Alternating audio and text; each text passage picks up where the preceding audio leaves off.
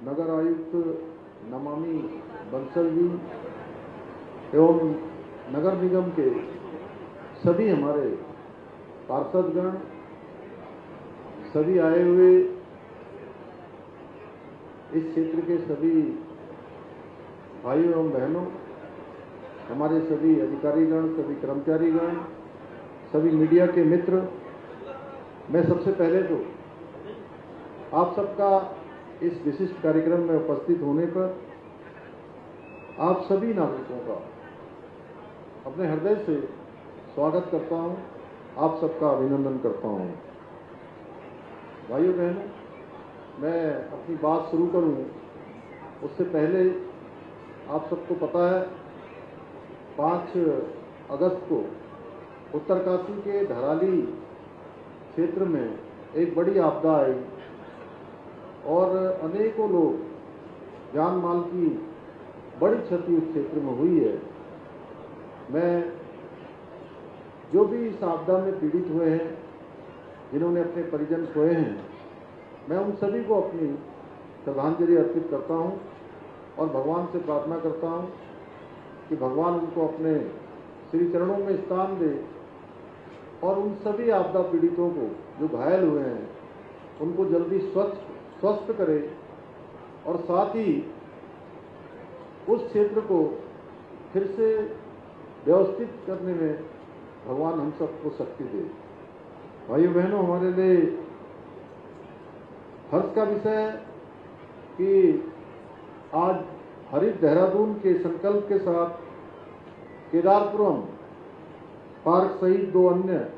सुंदर पार्कों के लोकार्पण सहित विभिन्न विकास कार्यों के शिलान्यास के अवसर पर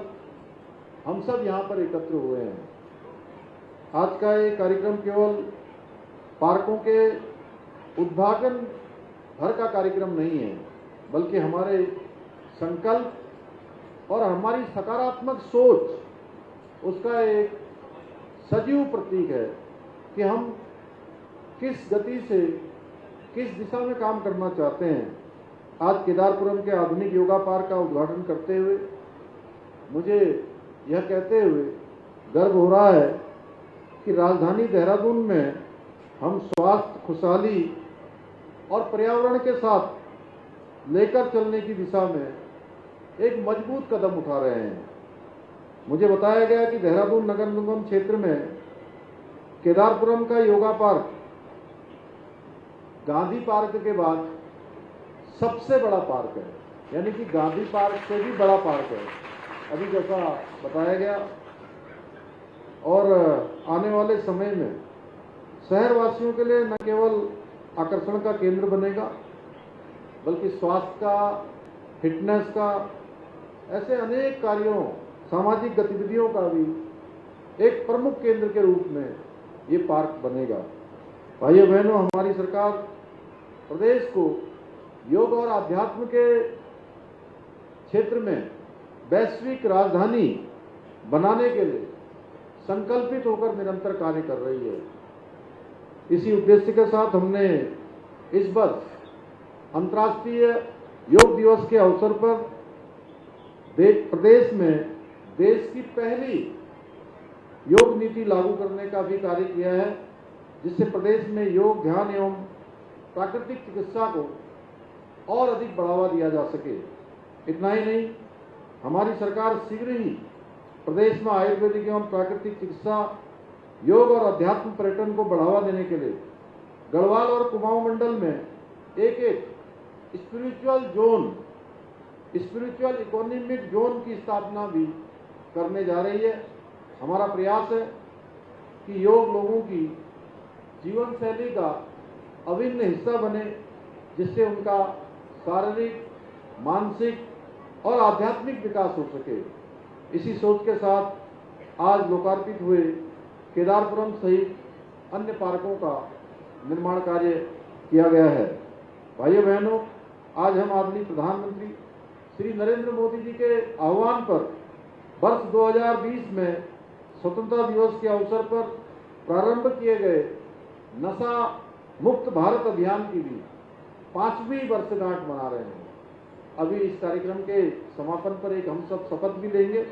आज के इस अवसर पर मैं उन सभी लोगों की सराहना करता हूं जो नशीली दवाओं के दुरुपयोग और अवैध तस्करी के खिलाफ जमीनी स्तर पर काम कर रहे हैं, लगातार लोगों को जागरूक करने का काम कर रहे हैं। भाइयों बहनों, अब समय आ गया है हम सभी को मिलकर नशे के खिलाफ एक बड़ी और निर्णायक जंग लड़नी होगी, क्योंकि नशा नाश का मूल है। नशा स्वास्थ्य और सामाजिक प्रतिष्ठा दोनों को ही नुकसान पहुंचाता है, साथ ही हमारे आने वाली पीढ़ियों के भविष्य को अंधकारमय कर देता है। हम नशा मुक्ति के लिए प्रत्येक स्तर पर कार्य कर रहे हैं, पर इस महत्वपूर्ण कार्य में जन भागीदारी